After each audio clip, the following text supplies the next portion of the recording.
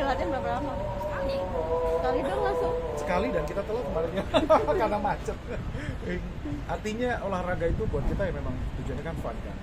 Enggak, sebenarnya sih kalau kita main bareng udah sering ya. Cuman kalau yang latihan turnamen ini baru sekali berdua. Tapi kalau main bareng bareng-bareng udah sering. Tapi kalau misalnya kayak di coaching bareng gitu kita belum pernah yang coaching bareng. Pak, kemarin habis liburan ya, boleh ceritain dong liburannya kemarin?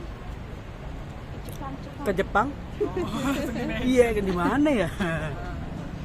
Silakan ceritain. Kenapa akhirnya dirimu bukan mengobati, kasih hadiah ke istri yang adalah mimpi masa kecilnya dia? Nu eta Pertanyaannya.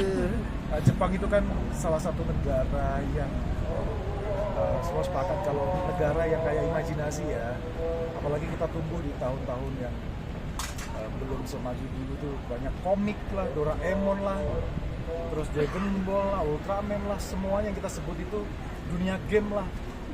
Pasti dilihat begitu di sosmed langsung, aduh kok pengen aku ya, pengen, karena nostalgia itu adalah cara cepat orang untuk kabur dari apa ya, pengen escape dari paling cepat gitu. Terus kenapa Jepang ya, memang apalagi anak-anak kan, kita nabung udah lama ya, udah nabung, kita pikir udah setahun yang lalu sih, habis kerja keras, yuk bolehlah sekali kita untuk menikmati momen, pengen banget kita berempat aja yuk gitu. Apa yang terjadi, anak rewel, suami gimana, apa segala macam dan segala cuaca, ayo kita hadapin yuk. Ternyata justru itu serunya. Dan Jepang pas banget waktu kita lagi dia lihat Doraemon langsung, aku mau ke Doraemon. Padahal kita capek banget, satu hari itu langkahnya kita lihat itu di sini 25.000 langkah, 20.000 langkah, 20.000 ya. Terus begitu dia langsung, aku pengen ke Doraemon. Anak-anak mau nggak? Ayo jalan kaki, jalan kita nyusurin rumah-rumahnya Doraemon yang masa kecil. Terus begitu lihat Doraemon, wah, Bu, ketika si bapak ya kan ngasih menyanggupi itu, walaupun jalan jauh, tapi lu bisa ngelihat sesuatu yang gila, gue cuma bisa lihat itu waktu gue kecil, dreams come true yang kayak gitu. Hal itu disupport sama suami, apa rasanya? Happy banget. Maksudnya aku tuh kan nggak pernah minta banyak hal ya.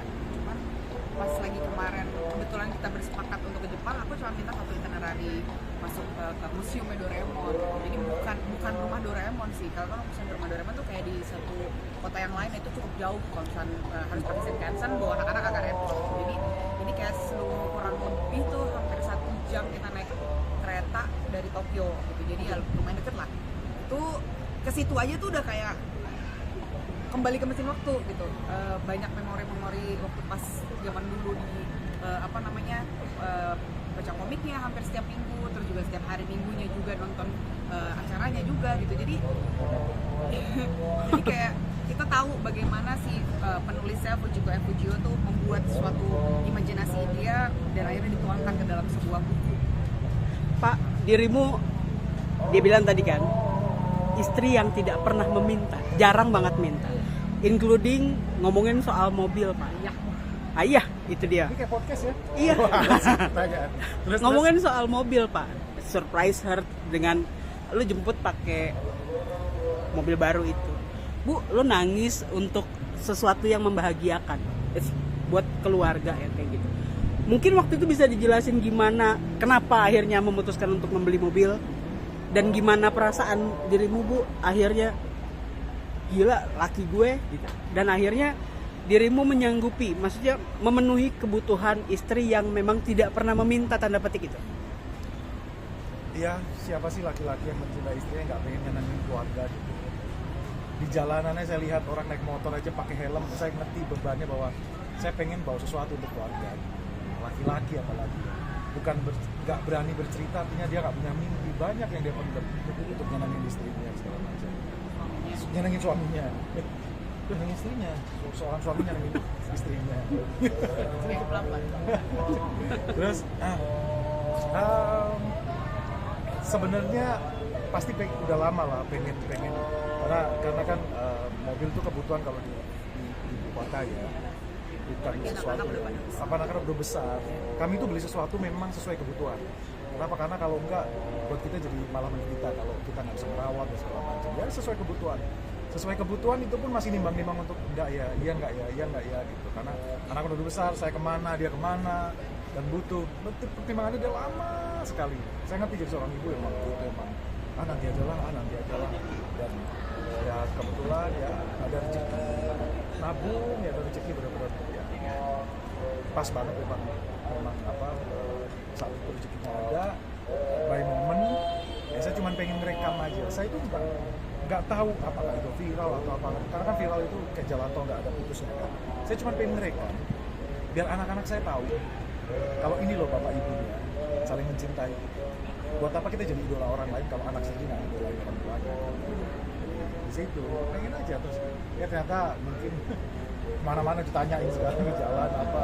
Jadi tapi saya senangnya adalah sebanyak langsung suami-suami yang merasa bahwa oke, aku mau bikin deh, aku mau juga deh buat istriku. Buat apa? Bukan hanya tentang mobil ini, bukan cerita tentang mobil, tentang gimana upaya sih seseorang pasangan itu saling. Bu, kenapa komentar waktu itu yang pertama keluar dari mulut dirimu adalah yang ini mahal loh? Emang segitu punten Bu ya? Emang segitu hematnya Bu? Oh, gimana Bu? Emang jatah bulanan kurang Bu? Apa gimana Bu?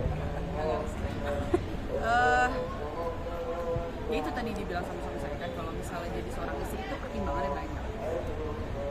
Punya uang ada, tapi kan pekerjaan kita kembali lagi bukan yang orang pegawai kantoran yang memang ada dana pensiun dan lain-lain. Jadi sebisa mungkin di saat kita produktif tuh bagaimana cara kita mengelola finansial keluarga dengan baik dan bijak gitu. Kalau kita mau hedon banget itu dikit-dikit beli ini bisa sebenarnya, tapi nanti tuanya gimana?